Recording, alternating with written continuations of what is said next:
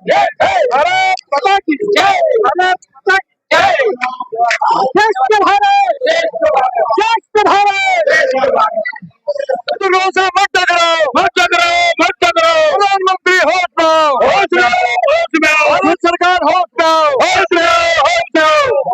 झूठे आश्वासन बंद करो, बंद करो, बंद करो। झूठे आश्वासन बंद करो, बंद करो, बंद करो। इंकलाब जिंदाबाद, जिंदाबाद, जिंदाबाद। इंकलाब जिंदाबाद, जिंदाबाद, जिंदाबाद। अब हम बात करने जा रहे हैं तिवारी जी। साल से साल गुजरते चले गए, कारवा तो चलता चला गया, लेकिन परिणाम लक्षित से हम आज भी दूर हैं। ऐसा क्यों? मैं तिवारी, राष्ट्रीय उपाध्यक्ष BL 95।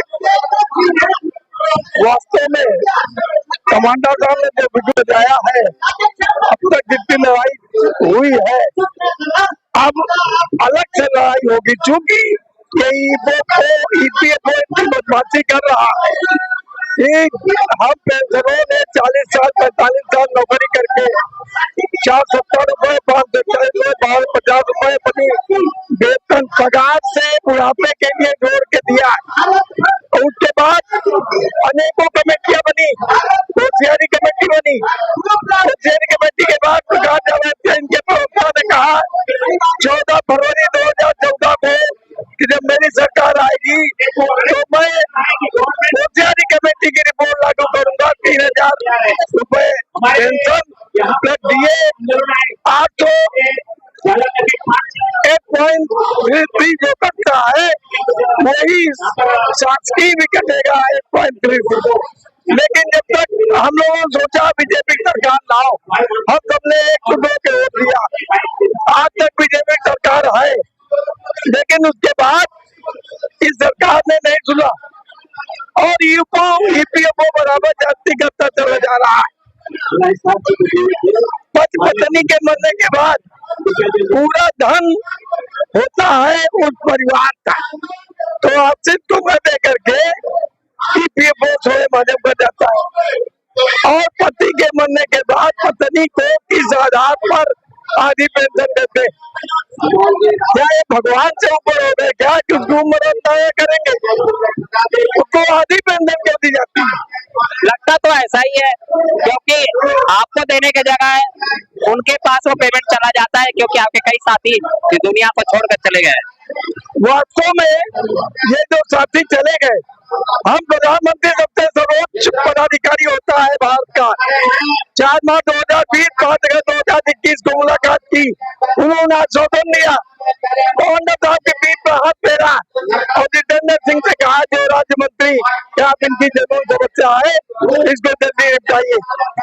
आज तक हो गए 5 साल हो गए, प्रधानमंत्री के कान में जू नहीं देखा।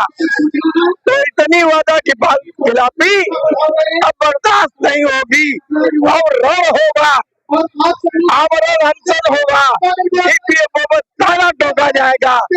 और आत्मदाह के लिए कमांडर साहब ने लिस्ट मांग ली है, हजारों आदमी आत्मदाह एक साथ करेंगे, उसकी परमिशन राष्ट्रपति से ली जाएगी। तो क्या कुरुक्षेत्र सज चुका है जो आप पूरी रण की तैयारी में है? बिल्कुल कुरुक्षेत्र सज चुका है, पेंशनर परेशान है, 200 रोज जा रहे हैं भगवान के यहाँ, तो हमको जाने में क्या दिक्कत? आगे की जो है लोग उनके लिए हो जाए, हम लोग चले जाए, हम लोग बिल्कुल तैयार। मतलब चले जाएंगे, रास्ता बना के जाएंगे, रास्ता बना के जाएंगे। साथ इनके भी आंखें अंधी है EPFO की, 81 लाख पेंशनर है और उनका परिवार है, सरकार को झुकाना जानते हैं। 7 करोड़ इसके मेंबर हैं और उनके परिवार हैं।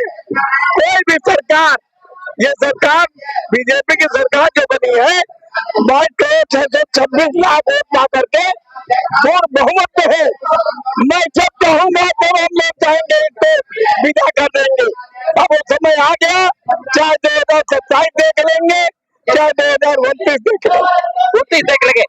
यहाँ पे तिवारी जी ने एल्गार कर दिया है और कह दिया है कि अब हम राज्यसभा भी आएंगे और हमारे साथ तमाम लोग हैं। क्या नाम है आपका? मेरा नाम जयरूप सिंह परिहार है, प्रांतीय उत्तर प्रदेश मुख्य समन्वयक उत्तर प्रदेश। मैं आपके चैनल से ये कहना चाहता हूँ कि सरकार हमारे साथ आज तक इस मुद्दे को लटकाए हुए है। ये गूंगी बहरी सरकार, संवेदनहीन सरकार, ये हम लोगों के साथ धोखा कर रही है और सबसे बड़ा धोखा हमारा ईपीएफओ कर रहा है, जिसके पास हमारे कार्बस फंड का 9.5 लाख करोड़ रुपया है, जिसका प्रतिवर्ष 1 लाख करोड़ 1250 के हिसाब से प्रतिवर्ष जमा होता है, जिसका ब्याज 64,000 करोड़ प्रतिवर्ष आता है। और ये सरकार हमको क्या कह रही है? केवल 18,000 में, मात्र 18,000 में हम लोगों को दे रही है और इसके वैल्यूएशन आज तक नहीं ईपीएफओ ने निकाला। तो इसमें सबसे बड़ा चीटिंग हमारे साथ ईपीएफओ कर रहा है और सरकार से हम एक विनती करते हैं, उनसे निवेदन करते हैं कि हमारी मांगे शीघ्र शीघ्र मंजूर कर दे, वरना हमारे कमांडर साहब ने जो निर्देश दिया है तो हम उनके निर्देशानुसार, उनके तारीख तय के अनुसार हम ताला ठोकेंगे और मिनिस्टरों के यहाँ, सांसदों के यहाँ आंदोलन करेंगे। उसके बाद आत्मदाह भी करने का हमारा नोटिस पहुंच गया है। ये सरकार हम कोई भीख नहीं मांग रहे, हमने 30 से 35 वर्ष तक सरकार में खून पसीना बहा करके और अपनी पेंशन फंड में अपने खून पसीना की कमाई हमने जमा की है। आज हमारा बुजुर्ग आर्थिकहीन, सामाजिक, आर्थिक और मानसिक रूप से पैसे के लिए तबाह है और आज उसकी घर परिवार समाज में उपेक्षा देखी हो रही है। तो ये सरकार तो गूंगी बहरी हमारी बात नहीं सुन रही है। तो सरकार इन बुजुर्गों की आवाज नहीं सुनती है तो सरकार को पदस्थ होना पड़ेगा, क्योंकि बुजुर्गों की श्राप बहुत बड़ा होता है और बुजुर्गों का आशीर्वाद बहुत बड़ा होता है। मैं सरकार से कहना चाहता हूँ कि अब हमें देर न करें, अब धैर्य की सीमा समाप्त हो गई है, अब हमारा धैर्य खत्म हो चुका है। हम वो लड़ाई लड़ेंगे कि हम सरकार को बाध्य कर देंगे कि हमारी मांगे आप शीघ्र शीघ्र मंजूर करें। जय हिंद, जय भारत।